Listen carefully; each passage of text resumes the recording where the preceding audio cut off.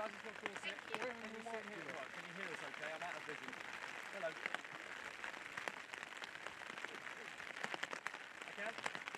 Yes, thank you, loud and clear. Thank you.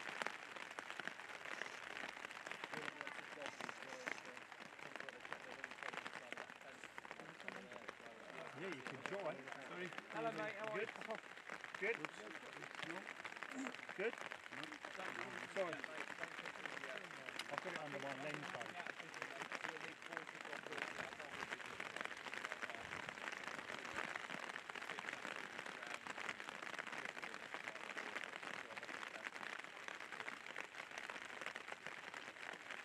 I'll tell you.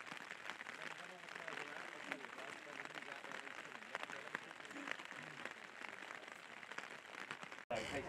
Who's out there who's coming. Right, 10 players we're looking for. 1, 2, 3, 4, 5, 6. There'll be 8 outfield. Is it a gallery? Is it this? 7, 8. That's 8. So that's all on them. Right, Vic, it's Rob. Yeah, they're out, mate. We're ready when you are. 10 players training. 2 of them goalkeepers. In the 9. One is only just got one in. One in. Huh? One in. One in. Yes.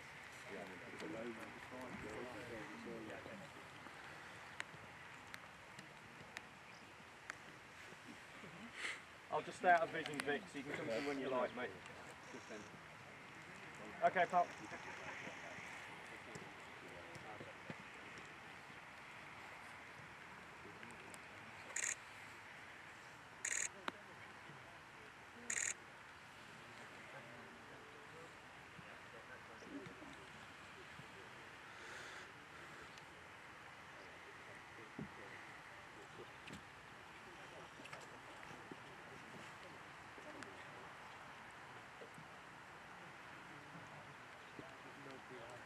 Yeah, well look, you timed it beautifully actually, Hayley, because it was biblical rain up until about 30 seconds ago, and it's just stopped as the players have come out. So that gives you a level of understanding of what England's preparations and planning is like, isn't it? Gareth Southgate can command the weather now. Listen, after last night's performance and result, he probably thinks he can do that right now. It was an extraordinary moment, wasn't it, when Jude Bellingham scored that overhead kick. I mean, look, I was saying that I think you have to put that moment in English football up there alongside some of the great goals and the great moments in recent decades. You think of David Platt's volley in Italia 90 against Belgium. You think of Gazza's volley against Scotland in Euro 96. You think of Michael Owen's wonder goal against Argentina in the World Cup as well. It's that level that I think was there last night. But look, let's show you what the players are doing, because I think they're all pretty exhausted and shell-shocked by the sheer emotion of it, even those players who didn't play a part. And that's what you've got out there today. 10 players out on the training field with England, all those that didn't feature last night, and some of those that featured a little bit. 2 of the goalkeepers, Jordan Henderson and Aaron Ramsdale. You've got Ollie Watkins, Lewis Dunk, Joe Gomez, Luke Shaw, Adam Wharton, Jared Bowen, Anthony Gordon, Conor Gallagher and Trent Alexander-Arnold. So yes, relief, because I think, look, for me, I'll be honest, I think it was probably England's worst performance in the tournament so far. But you've got to give real credit to the character and the ability of Jude Bellingham to score that goal. But then it was such a shambolic England formation that we had in extra time, because Gareth Southgate had thrown the kitchen sink at Slovakia to try and get that equaliser, that you've got to give them a lot of credit, I think, for the way they held out after Harry Kane scored after 50 seconds at the start of extra time to win the game and see it out, when, you know, in extra time they had 4 wingers on the pitch. One of them, Abere Eze, was playing left back.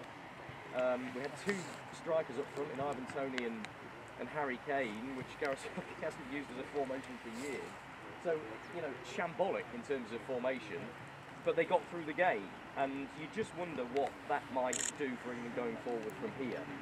Will it galvanise? Will that be the moment that, you know, we look back on and say that was a turning point for England? That was the moment, that goal from Jude Bellingham, and deep into injury time. That was that bit of luck, that bit of special, you know, occasion that saw them go on and win the trophy. I think it'll be really interesting to see how they respond. very few of the players out there today. The rest of them are doing their own recovery sessions. They're indoors and they'll be rehabilitated from all of those exertions. They got back to the camp here in Blankenheim after flying back at about 1 a.m. and so they have to recover. Tomorrow will be a closed training session, so we won't see the players then. There's no media activity. It's a proper blackout day for England tomorrow, so I think they're going to take stock, recover from the emotional and the physical exertion of 120 minutes and the flight back, all of the emotional draining that they've had, and then look to go again and prepare specifically tactically for a massive quarter-final against Switzerland in Dusseldorf on Saturday.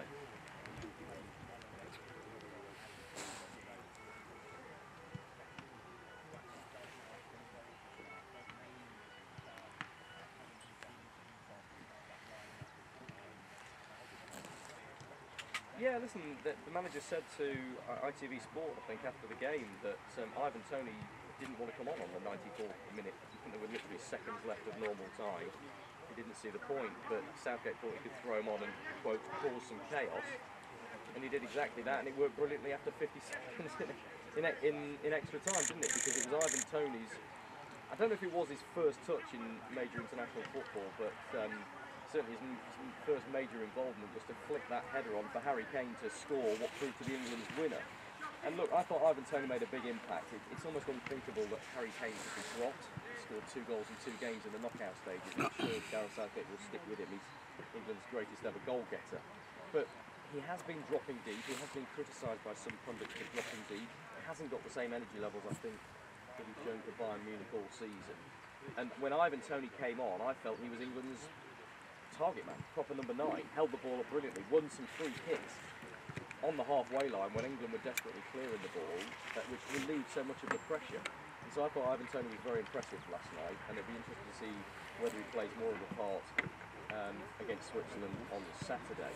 Cole Palmer isn't out there, of course, because he came on the pitch as a substitute, so he will be having his rehabilitation session. But again, he showed an impact, and there were a lot of fans calling for Cole Palmer to play before the game, and he didn't get that chance from the start. Gareth Southgate has stuck very faithfully to the vast majority of his starting 11, hasn't he? He's tweaked the midfield on each occasion, and so I think that's really interesting. You can see Conor Gallagher there in the middle of that little rondo that they're playing, and we spoke to him after the game last night, and he said he's never been involved in a game anything like it. It's an extraordinary occasion. But he talked about the character in the side and just how important that was to get over the line, and how important that might be for England going forward from here. But you just wonder about Conor Gallagher's mindset a little bit, don't you? Because he bided his time, he waited for his opportunity, he kept coming on to Trent Alexander-Arnold in the early parts of the group games, and then he got his chance in the 3rd group game against Slovenia and was substituted at half-time because Gareth Southgate felt that there wasn't enough control over the ball in the middle of the midfield. He brought Kobbie Mainoo on in his place, and suddenly Conor Gallagher gets thrown into the chaos of last night in extra time to try and stiffen that England midfield. And I thought he did well, to be fair, in the time that he was on, but you just wonder what's going through his mind at a first major tournament. It must be an awful lot for him to take in. But yeah, a lot for Gareth Southgate to ponder in terms of possible changes. I think the first thing he's got to do is assess the walking wounded, because we saw Kieran Trippier limp off the pitch. We know he's been struggling with a calf injury. He got a real battering again last night. And of course he started each of England's 4 games so far, when he's on the before the tournament and throughout the tournament. He's still building that sharpness.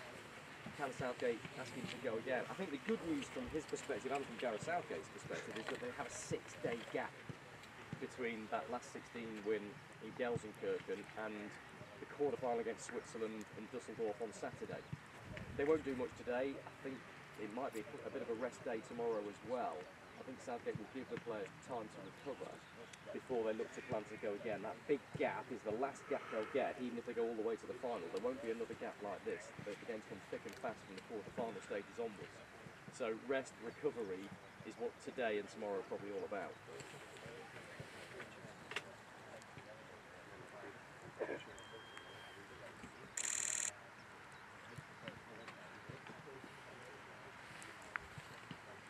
Yes, it absolutely is, and you can see Lewis Dunk and Joe Gomez are out there now. Look, I don't think it'll be either of those. I think it'll be almost certainly Ezri Konsa who comes into the middle of England's defence in truth. I think he's been first choice replacement for anybody in the defence, should they be missing any of the key names. And Gay is a big miss. Look, I think he's been England's best and most consistent player throughout this tournament. I think England's defence has been brilliant, you have to say.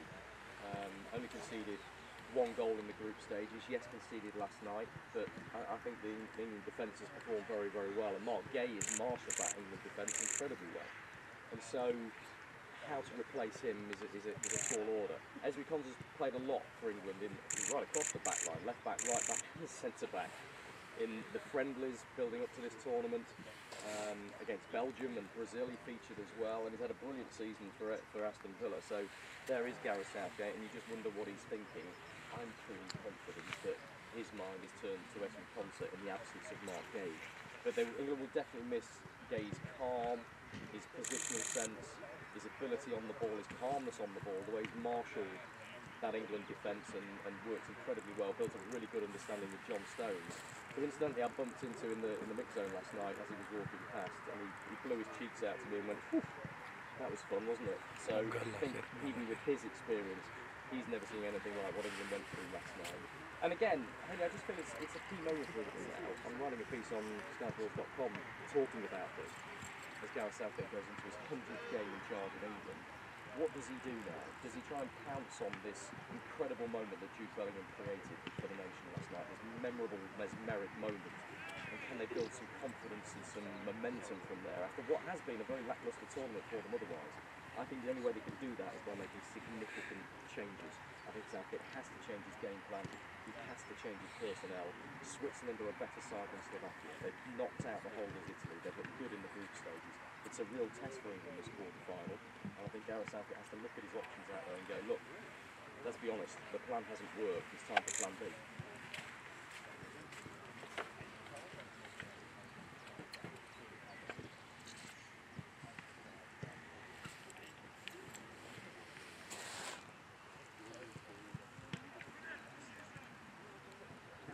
Well, look, I really feel for Luke Shaw. Look, he's out there now training, and he's desperate to get out on the pitch. He's worked so hard. He joined up with England very early so he could try and prove his fitness and get back. Gareth Southgate admitted when he selected him in the 26-man squad that it was a gamble.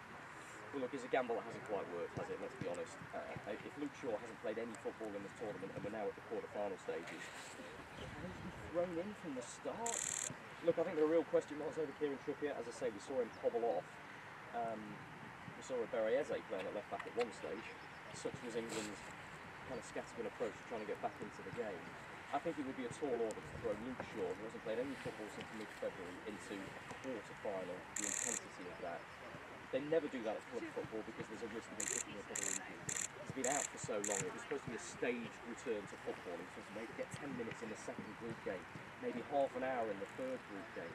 None of that's happened, he hasn't even played in the last 16. I can't see how Gareth Southgate could put Luke Shaw in. It would be a huge gamble if he did that. I think it's much more likely that he'll look elsewhere, assuming Trippier isn't fit, but that's what the England medics will be trying to assess over the next couple of days. Haley, we haven't got many minutes left until the England cameras are turned off, and so let me talk briefly about Anthony Gordon that you've got there in the background, because I think a lot of people want to see him out on the England side. Makes a big impact, and for me England have been very narrow in the whole of this tournament. Kyle Walker at right back is the only person playing in position for his favoured foot. He's right-footed, he's playing right back. The left back, the left wing, the right wing are all players that like to cut in field because that's their natural foot. Anthony Gordon can take on whoever's playing right back for Switzerland, beat them, get in behind with his pace, with his direct thinking. Look, you wonder what's going through his mind because, of course, we know that Liverpool are interested in signing him, and I think that is playing on his mind. You wonder what, for a young player like that, how much that's affecting him emotionally right now. How much is he able to focus on England and what's going on here? Newcastle, of course, resisting any bids to try and buy him and desperate to keep him, but he'll know exactly what's going on over there. And I just wonder when people say, Gareth Southgate's got to throw Anthony Gordon on. Maybe we don't know what's going on behind the scenes and where Anthony Gordon's head is right now. I've interviewed him a couple of times, he's desperate to play. He wants the opportunity. There's Jimmy Floyd Hasselbank giving him a nudge look. probably knows we're talking about it. It's nice to see them messing about like that because, as I say, it's a bit of a tough time for Jordan, I think. But if England can get him on the pitch and get some width, get some pace, get in behind Switzerland, they may look a lot more dangerous. We'll spend much more time, won't we, over the coming days talking about England's plans, Gareth Southgate's options, what Gareth Southgate might do to prepare for Switzerland and this massive quarter-final game against Dusseldorf on Saturday. But listen, we won't hear from him today. I think we'll get to speak to Jordan Pickford shortly. I think that's who the FA are kind of picking up for us today. There weren't any plans to do